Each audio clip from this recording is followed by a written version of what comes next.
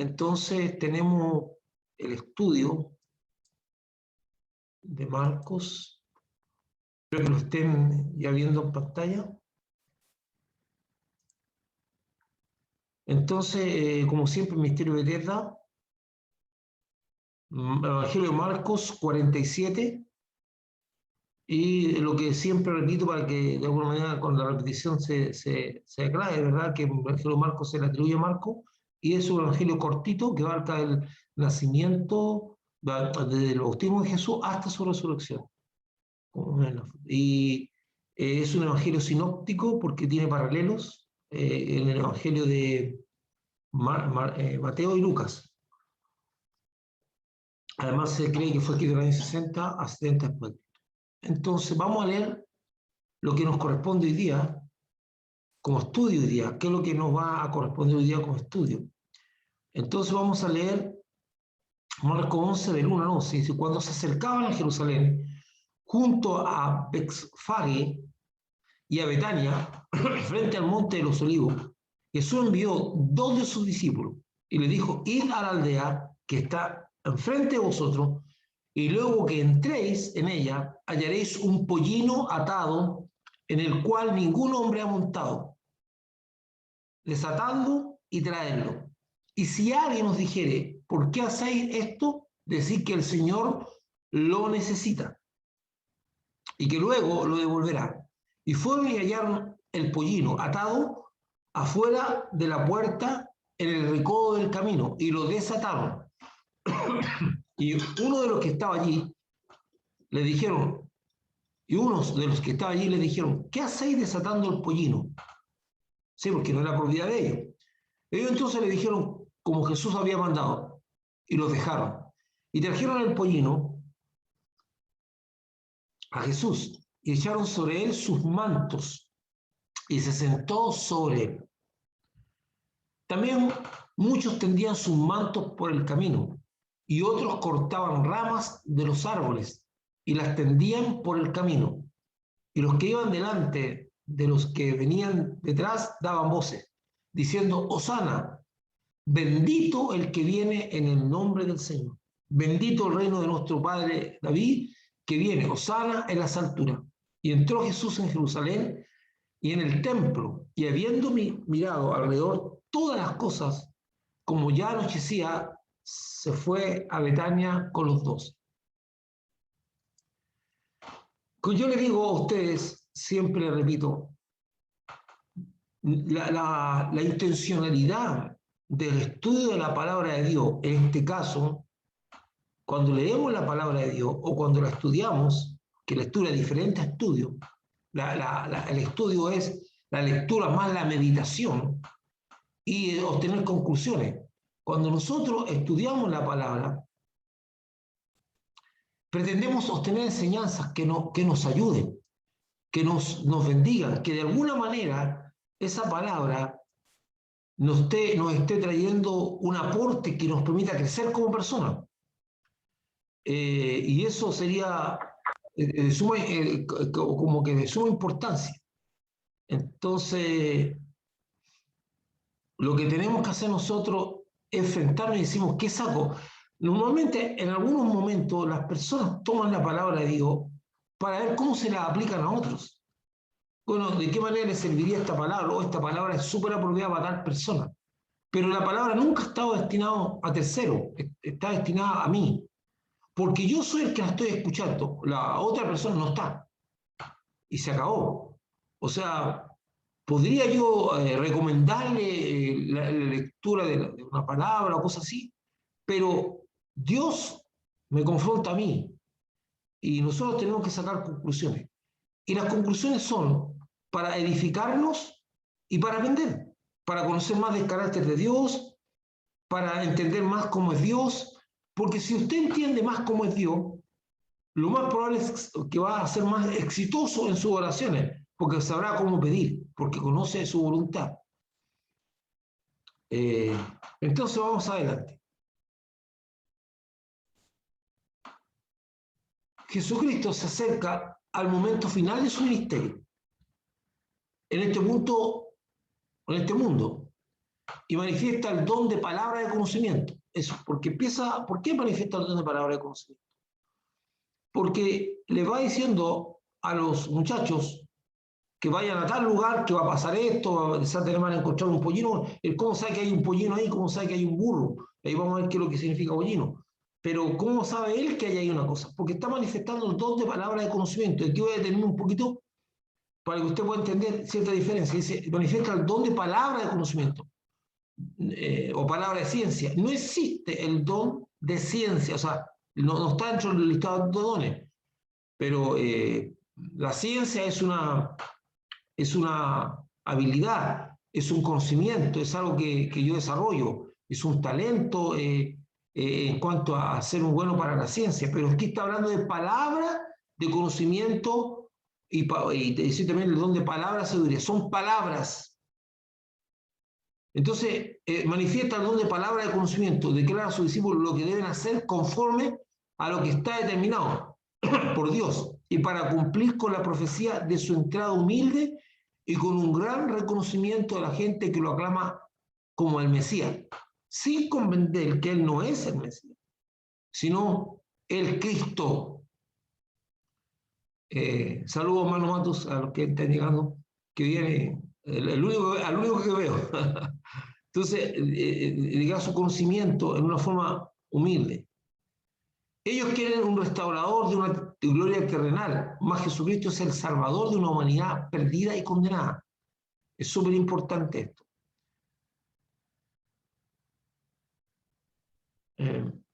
Entonces, este texto resume lo que vamos a estudiar ahora. Entonces, Jesucristo acerca el momento final y manifiesta el don de palabra de conocimiento. Es una palabra a su discípulo. Vamos a ver un poquito más de detalle la diferencia entre palabras de conocimiento y profecía. Declara a su discípulo que deben hacer conforme a lo que está determinado por Dios, porque eso está determinado por Dios, y para cumplir con la profecía de su entrada humilde y con un gran reconocimiento de la gente que lo aclama como el Mesías, sin comprender que él no es el Mesías, no es el restaurador, sino el Cristo. Ellos quieren un restaurador de una gloria eterna, mas Jesucristo es el salvador de una humanidad perdida y condenada. Marcos 1, 1, el primer versículo. Cuando se acercaban a Jerusalén, junto a Betfage y a Betania, frente al monte de los Olivos, Jesús envió 2 de sus discípulos. Esto es un sector muy reducido. Aquí en el mapa podemos ver, ¿ve usted el mapa? Está Jerusalén, está Betfage, realmente está un poquito más atrás del punto que está ahí. Entonces, está Betania. Entonces, bueno, y si usted mira la escala abajo, la escala en el mapa, de 0 a 5 kilómetros, eso está como en 2 kilómetros, 1,5 kilómetros, y Betania estará como a 3 kilómetros o 4, y desde Jerusalén están todas las cosas bien cerca ahí, que se pueden hacer caminando. Bueno, de hecho lo hacen caminando. Todo ello lo hace. Pero en este entorno se están desarrollando las cosas, y ahí está el Monte de los Olivos, donde Jesús pasaba harto tiempo con sus discípulos. ¿Verdad? Era un lugar donde de descanso, incluso era un lugar de dormitorio, de descanso, de comedor. El Monte de los Olivos era el aula de clase donde el Señor daba su clase. El Monte de los Olivos era súper importante. Entonces, nos preguntamos por qué la Biblia nombra y detalla con tanta precisión los lugares de los hechos. ¿Por qué la Biblia siempre está hablando de los lugares? De repente, usted del Antiguo Testamento al Nuevo Testamento, siempre la Biblia está hablando con nombres precisos, lugares, se trasladó acá, nombra montes, nombra altares, nombra lugares. ¿Por qué la Biblia insiste tanto? ¿Por qué no se remite solamente a los hechos relevantes? ¿Por qué siempre pone en énfasis los lugares? Porque la historia bíblica trata de hechos reales e históricos innegables.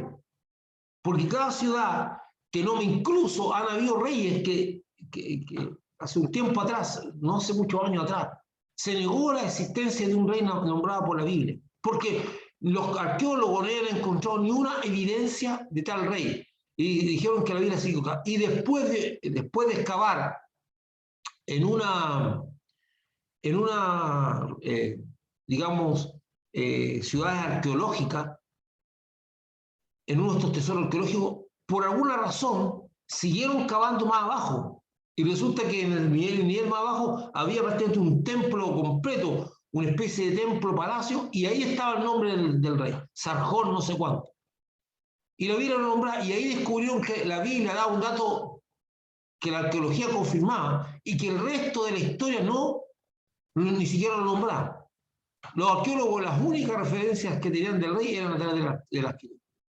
Interesante, entonces la Biblia nombra los hechos históricos porque son hechos para darle el punto de vista de tangibilidad a la Biblia, porque la gente cree que la Biblia es solamente un relato o trata de dar a entender que es un relato de puras cosas extrañas que no tienen ningún aterrizaje en el mundo. Entonces la Biblia siempre nombra lugares.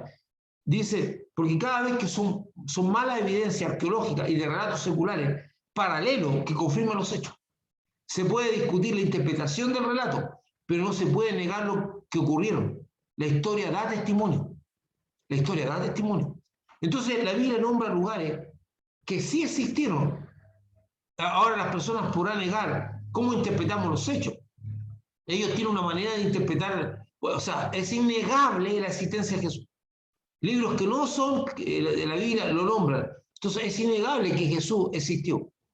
Entonces es importante que usted sepa que la Biblia nombra lugares, porque sitúa dentro de un contexto histórico el testimonio de Jesús, que no es un testimonio que anda vagando por ahí.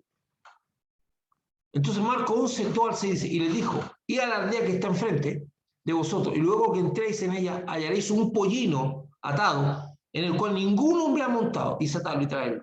Y si alguien os dijere, ¿por qué hacéis esto? Decid que el Señor, también la traducción dice, el amo, lo necesita y luego lo devolverá.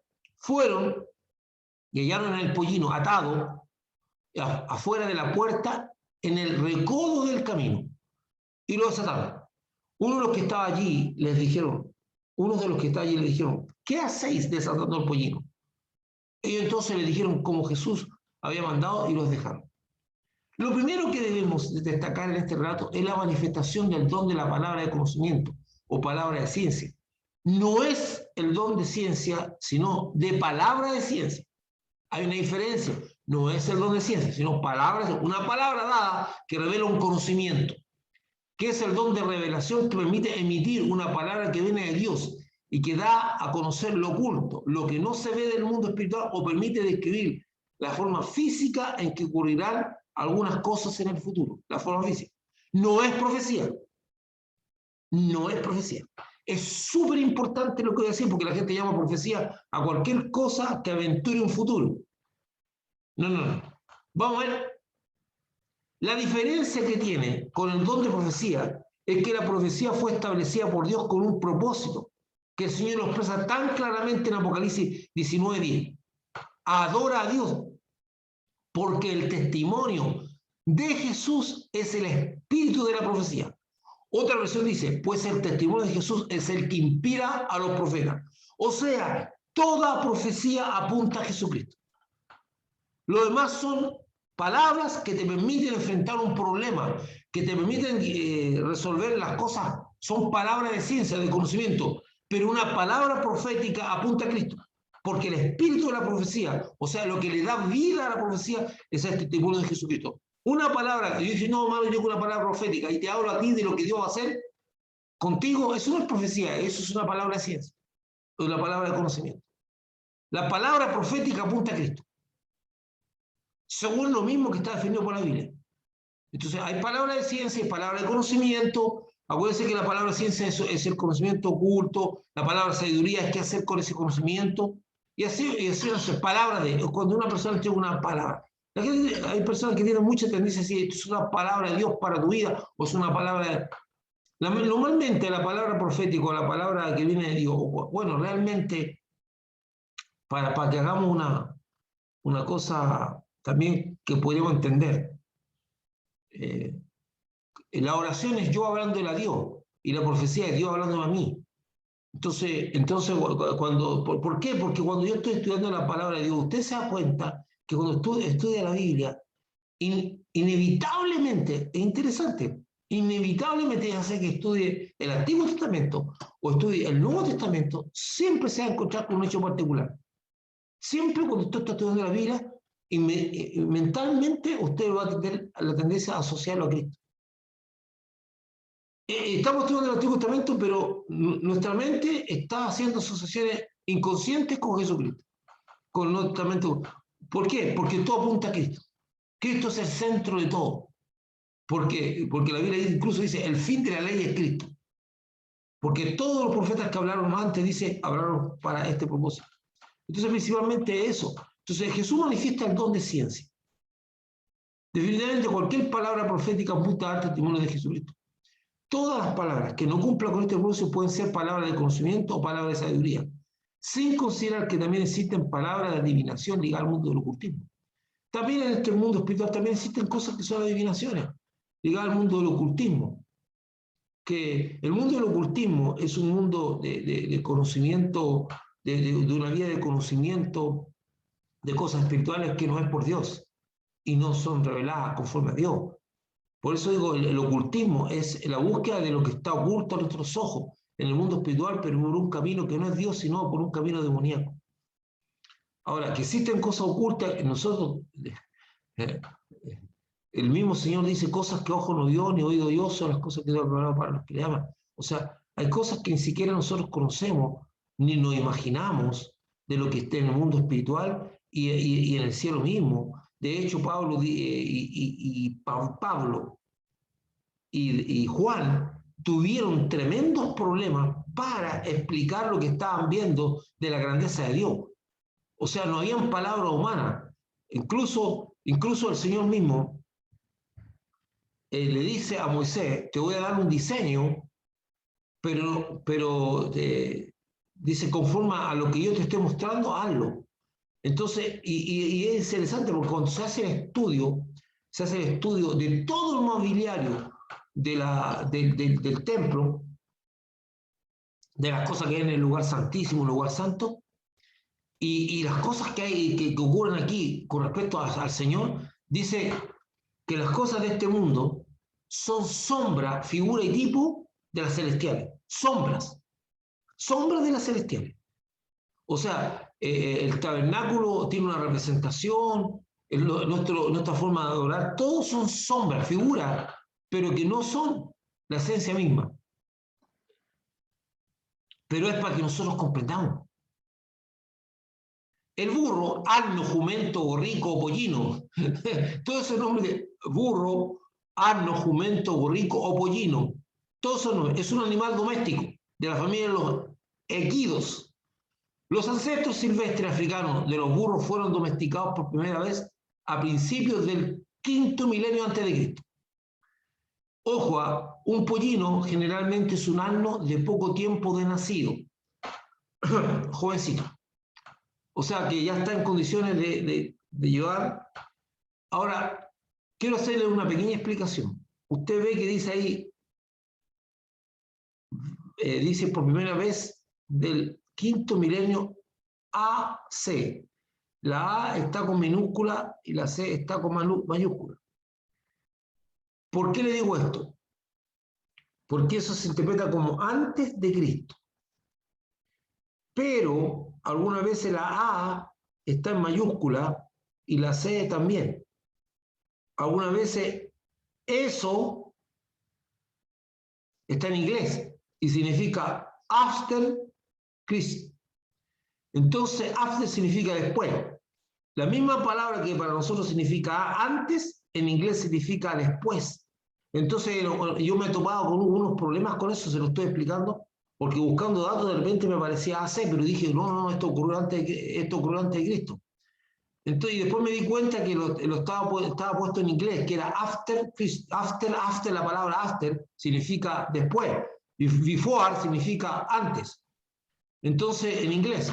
Entonces, ¿qué es lo que pasa? Que en algunos lugares se le pone de esa manera, para que usted no se confunda. Por eso la A está en minúscula. Bueno, el burrico es así, es una explicación por si acaso cuando alguna vez está haciendo una lectura y se encuentra con eso, tenga cuidado. Entonces, este es el personajito oye, este es un personaje, el burro, desprestigiado burro, orejón y todo, mal mirado menos, es un personaje preponderante en la Biblia. El burrito que llevó a María así a Belén y el asno y el burrito ahora que transporta a Jesús. O sea, el burrito despreciado tiene un lugar importante en la Biblia. Entonces, Jesucristo le indica a los discípulos que deben ir a buscar un pollino, que es un pollino que ni siquiera haya sido nunca montado y que está atado en un determinado lugar y deben desatarlo y traerlo. Lo sobresaliente del relato de Jesucristo es que cuando el dueño o los dueños o las personas que están ahí le pregunte qué hacen, porque lo que hacen tiene apariencia de robo. Por eso el tipo le pregunta qué hacen. Sí, porque esto es extraño. Entonces, está desatando un burro o un pollino que no le pertenece. Y es lógico que la persona dice, ¿qué estáis haciendo? Eso es un robo. Y en la antigüedad los robos eran penalizados duramente. Extrañamente, quedará satisfecho con la respuesta, que para nosotros nos pareciera audaz y sin sentido, a no ser que haya llegado a un acuerdo previo con el Señor, amo, que nombra a los discípulos. Sí, porque dice, cuando le pregunte algo, dile, el Señor lo necesita. Oye, o sea, o Jesús había tenido una conversación previa con este hombre para llegar a esa respuesta y que el hombre, ya, claro, sí, ya entiendo, o algo espiritual ocurrió aquí. Y quiero que ponga atención a esto, porque normalmente los discípulos no hubiesen tenido necesidad de esa instrucción porque habrían sabido que Jesús fue a charlar con ese hombre, porque andaban con él para todas partes. Pero eso no ocurrió. Entonces aquí ocurrió algo espiritual, y es lo que yo quiero explicarle a usted para que conozcamos más de Dios. ¿Y cómo se lo voy a explicar? Desde el punto de vista de otro personaje. Mire, es algo muy parecido a lo que ocurrió con Elías y la viuda de Sarepta. Le recuerdo un poco.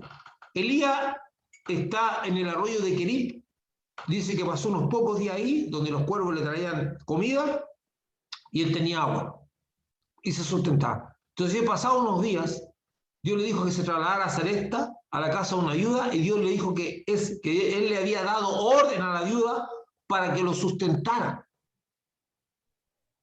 Resulta que Elías llega donde está la viuda y la viuda no le dice, oye, Dios me habló y me dijo que... Nada, nada. Lo primero que hace Elías es decirle a la viuda que le prepare lo que le queda de comida a él. Y la viuda no se resiste. Y la viuda no dice nada. Y la viuda estaba juntando una leñita para hacer fuego, para preparar la última tortilla para ella y su hijo. Y después, que como no había nada más que comer, se iba a morir.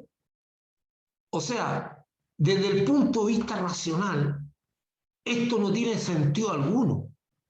Por ningún lado, por donde usted lo mire, no tiene sentido. Porque primero, las mamás se transforman en leonas para defender a los hijos. ¿Verdad? Son, como decimos, aperradas así para defender a sus hijos. ¿Qué mamá dejaría de darle la comida a sus hijos para dársela a un extraño que ni siquiera conoce? Pero Dios le dice, yo le di orden a esa viuda para que te sustente.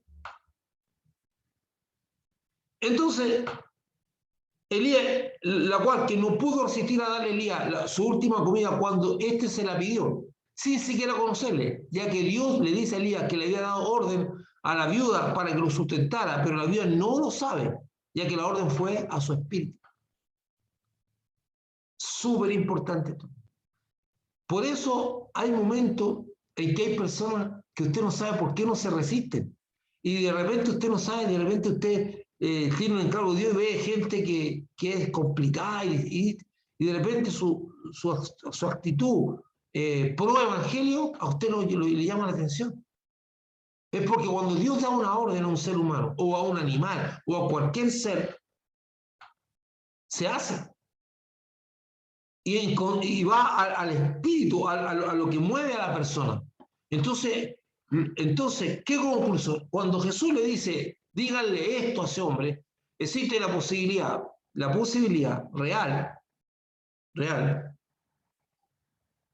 que Jesús, el Señor, se le haya revelado a ese hombre, estando en sueño, dormido de alguna manera, como lo hizo con Ananías, cuando fue a hablar con Pablo. Se le puede revelar así, dándole una instrucción, tienes que hacer esto y esto, y te está esperando un hombre allá en tal lugar. Y mientras a Pablo simultáneamente le mostraba que iba a llegar un hombre que se llamaba Ananías, o sea, una revelación paralela. Puede haber sido así, o puede que Dios le haya dado una orden al espíritu de ese hombre que no se pudo resistir a entregar el puñal. Entonces es interesante cómo trabaja. Por eso cuando Dios dice que usted tiene que hacer algo y que Él está preparando el camino, Él lo prepara, y lo prepara de verdad. Entonces, y ahí viene la fe de la confianza. Ahora los discípulos, como yo me pongo a pensar, en lo que había hecho una persona acá en Chile. Oye, sí, que ando a buscar a tal parte, no está, está más gil, le he dicho, está más tonto, capaz que me peguen, capaz que me maten, capaz que el dueño me agarra a balazo. ¿Verdad? O sea, pero no, los discípulos fueron obedientes, porque eso es la fe, creerle a Dios. La fe no es creer en Dios, la fe es creerle a Dios. Yo le creo a Dios, creo que su palabra es lo mejor para mí. Creo, hay mucha gente que cree en Dios, hay muchos cristianos que creen en Dios, pero son pocos los que le creen a Dios.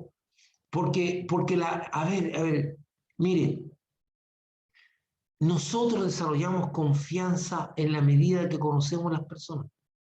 Le vamos confiando cosas, le vamos viendo nuestro corazón, estamos dispuestos a hacer servicios que no son normales, incluso alguna vez involucramos nuestros dineros en ayudas a esas personas.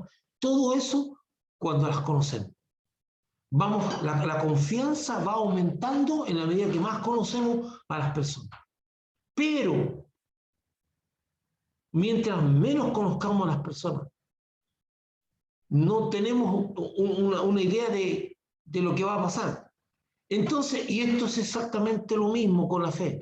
Mientras más usted conoce a Dios, mientras más estudia la palabra de Dios, mientras más observa cómo Dios actúa, cómo Él hace las cosas, cómo piensa Dios.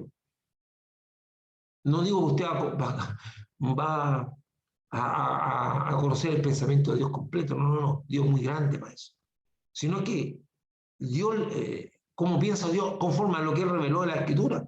Porque cada acción, cada palabra de Dios, cada forma de Dios, cada momento en que Él actúa, cada palabra que le hizo a un discípulo, cada acción que la Biblia relata de lo que Dios hizo, refleja algo muy simple, el carácter de Dios. Yo estoy conociendo a Dios, voy entendiendo qué Dios no le agrada, qué aborrece, qué le gusta, a dónde inclina su corazón, por qué actúa de una manera así, por qué actúa de otra manera en otra ocasión. Entonces voy conociendo a Dios y voy conociendo cuál es su voluntad. Y eso me da confianza. Los discípulos han pasado un tiempo bien estrecho con Jesús y le creen y van. Entonces la orden fue dada al Espíritu ese hombre. No, porque la respuesta extraña, hoy el Señor dijo que lo necesitaba y que lo iba a devolver. Ah, ya, llévenselo.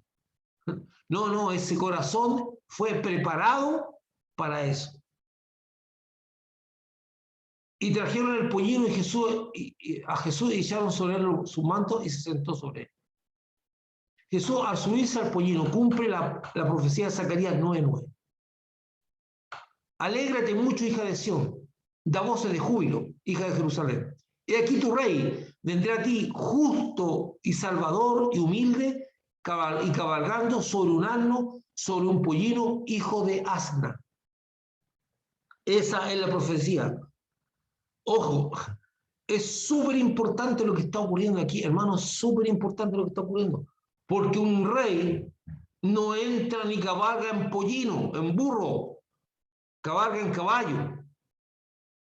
Pero mire, dice, por eso es distintiva esta profecía. Porque hasta el día de hoy, o después de Cristo y antes de Cristo, ningún rey entró en un burro.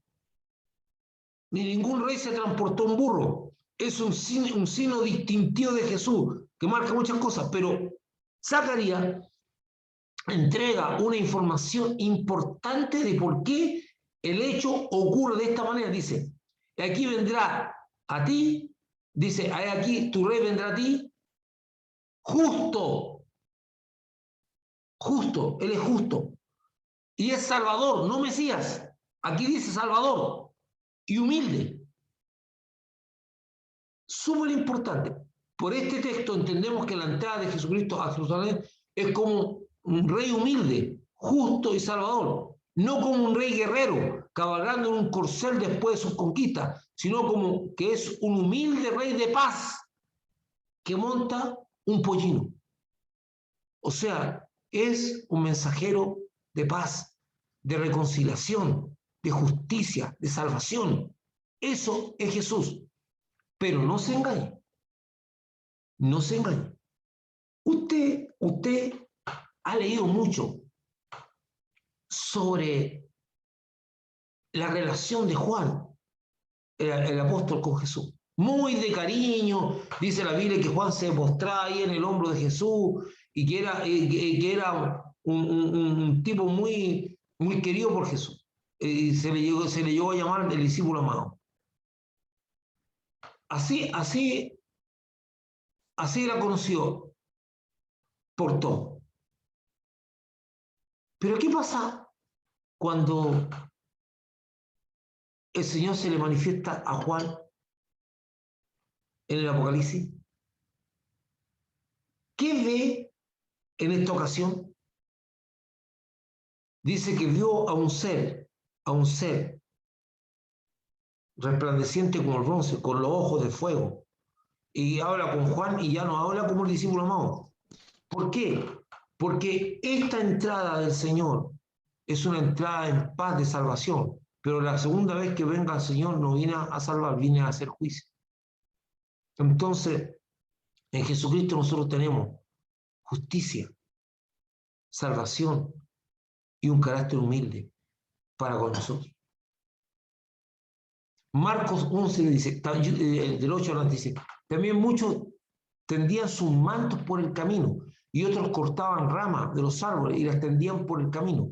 Y los que iban delante y los que venían detrás daban voces diciendo, Hosana, bendito el que viene en el nombre del Señor, bendito el reino de nuestro padre David, que viene, Hosana en las alturas.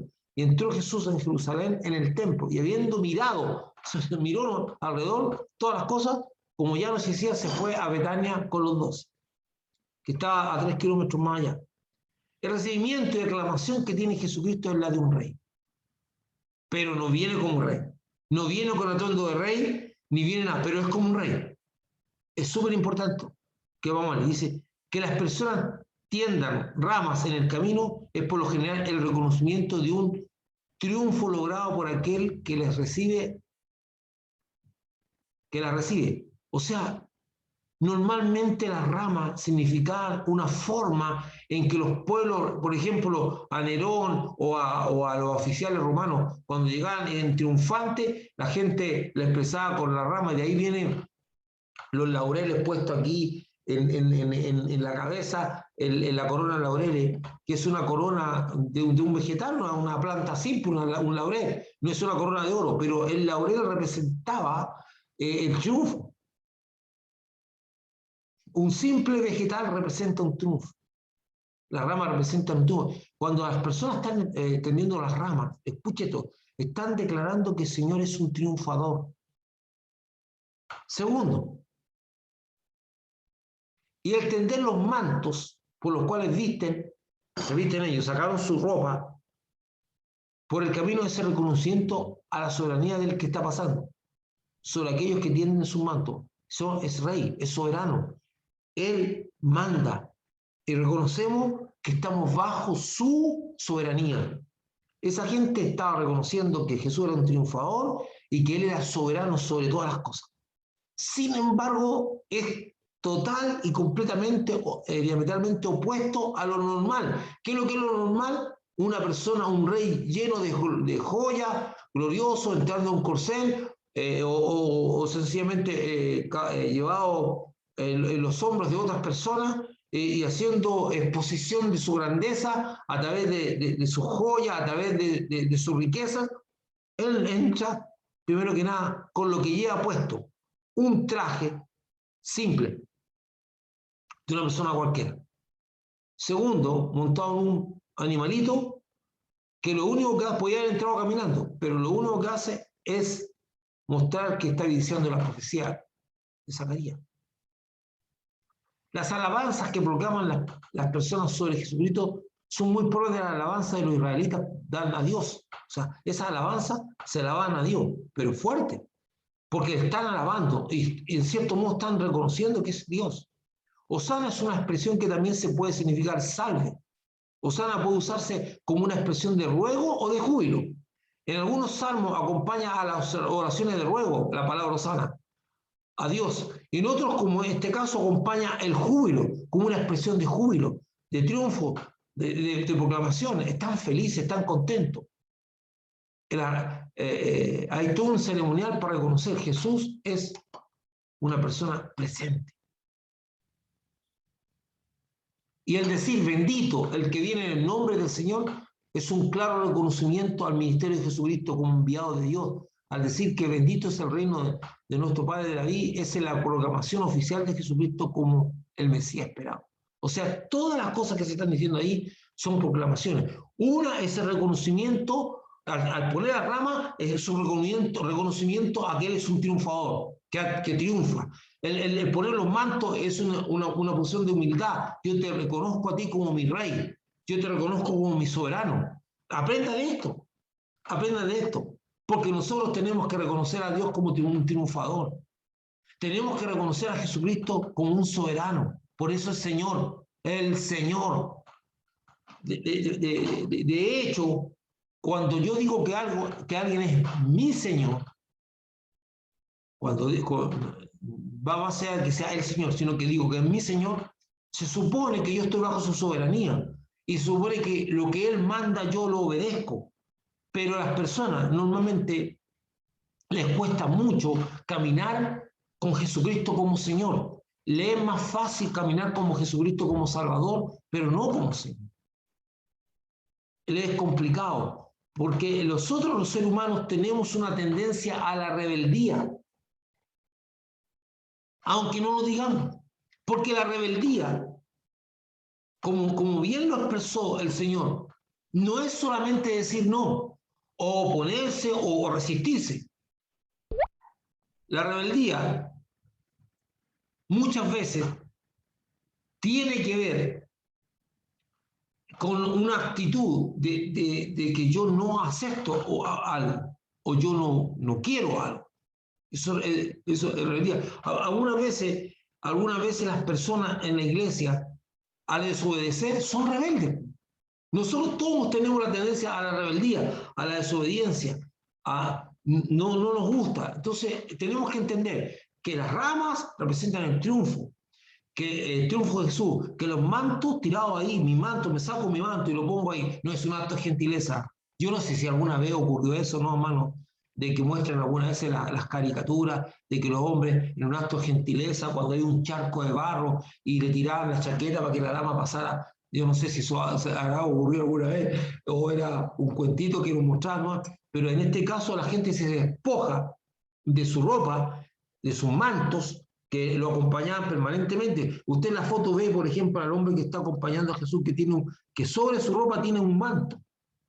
El que está ahí de barba tiene un manto. Ese manto, normalmente lo llevan todos los judíos, y también mujeres pusieron sus chales, un manto ahí, sobre el piso. Me parece que hay una foto anterior. Ahí está. Ahí usted, en esa foto, usted puede ver que la gente, mujer y hombre, están tendiendo sus mantos. Entonces el manto tiene que ver con el reconocimiento de que Jesús es el Señor. Y después tenemos las expresiones, pues. Cuando se dice Hosana, es expresión de júbilo, es una expresión de alzamiento, y tenemos la expresión bendito el que viene en el nombre del Señor.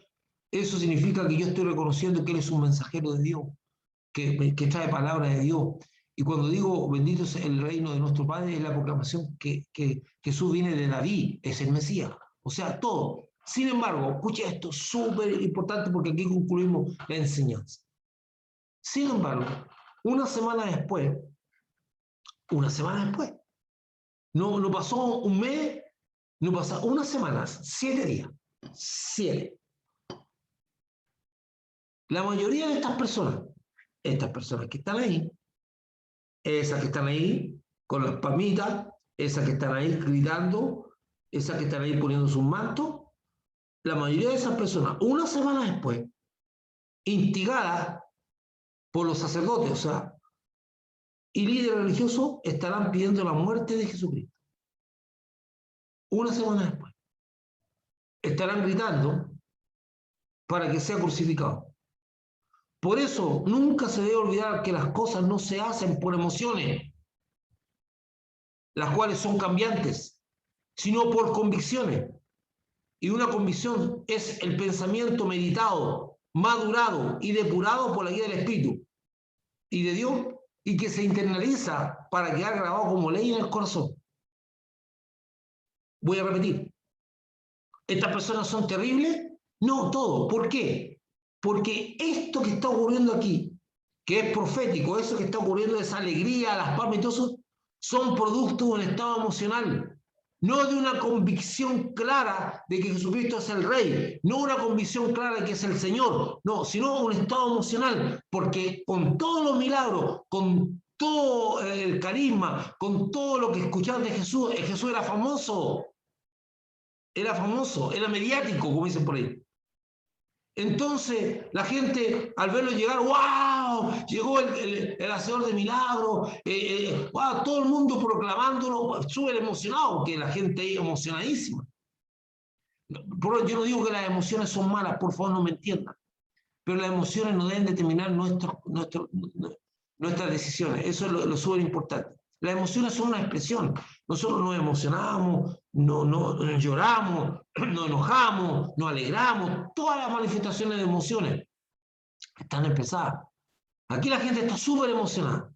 Pero una semana después, esta gente ya no grita Hosana ni proclama rey, sino que están pidiendo su muerte. Porque los sentimientos son cambiantes, ¿no? Ahora estas personas son terribles, no, aprendamos de esto. Aprendamos. Por eso, a mí me preocupa mucho que en la iglesia algunas veces haya líderes que para obtener decisiones de las personas apelen a sus emociones, sobre todo cuando se trata de lo económico. Y muchas veces nosotros en la iglesia, y a mí como pastor, yo conociendo esta realidad, había gente que de repente había una necesidad en la iglesia y decía, pastor, muy emocionado, yo voy a donar esto, voy a dar tanto dinero, entonces generalmente yo lo escuchaba y después conversaba con la persona, o sencillamente delante de todos le decía, hermano, no se comprometa, vaya, piénselo, medítelo y vea realmente, porque ahora usted está actuando producto de la emoción. Y cuando esté ya claro, usted podrá tomar una decisión. Porque después las personas se arrepienten.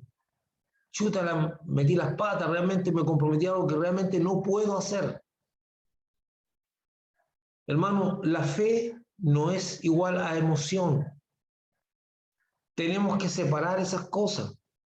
No, es que es un acto de fe. Algunas veces no es un acto de fe, es un acto emocional, porque apelaron a mis emociones. Y en muchos lugares el liderazgo apela a las emociones, te cuenta historias tristes o te cuenta historias que afectan tus emociones para que tú puedas tomar una decisión.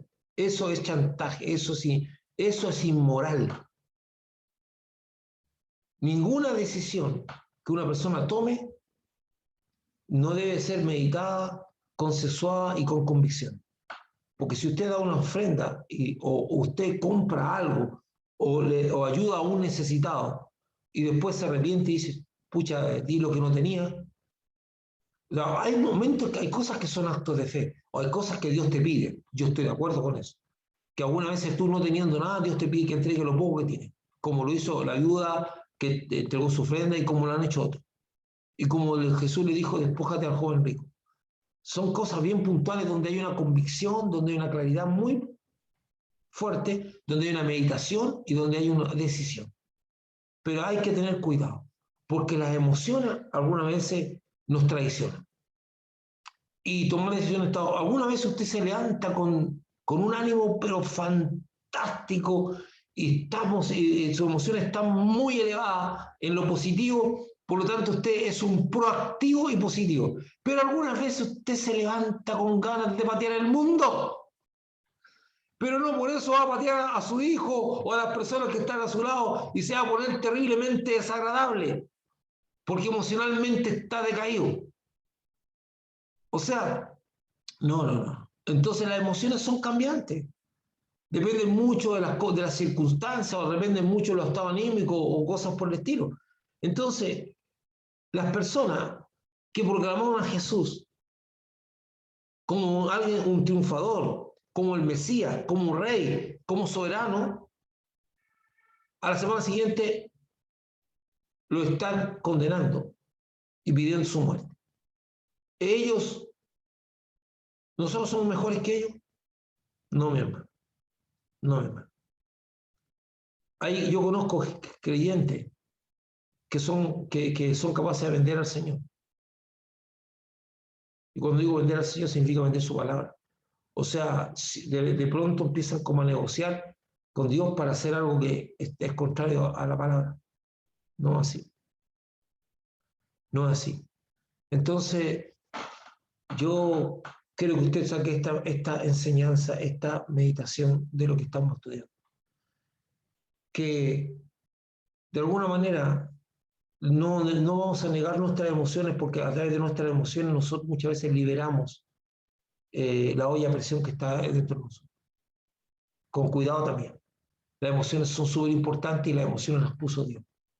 Pero una vez más yo le digo, no podemos tomar decisiones por emociones. Y tampoco vamos a ser tan cambiantes. Incluso yo le quiero decir que las emociones lo pueden llevar a usted a casarse. Casarse de estar casado, de una casa, de ser atrapado. Porque cuando usted compromete su palabra, usted tiene que cumplirla, aun cuando lo hizo con emociones.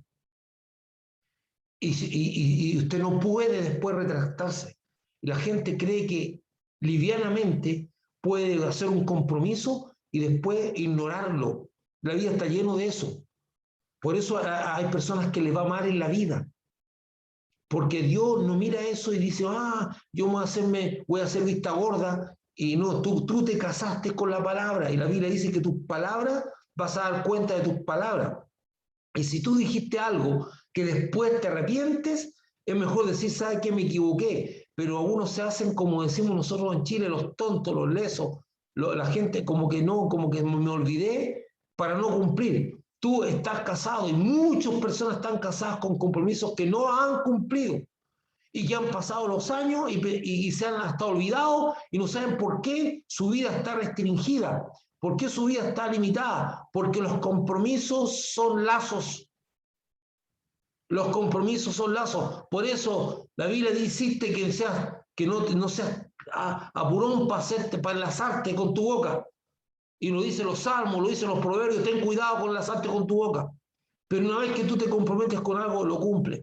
Y esa proclamación de Jesús tenía que haber sido hasta el final. Pero no lo fue. ¿Verdad?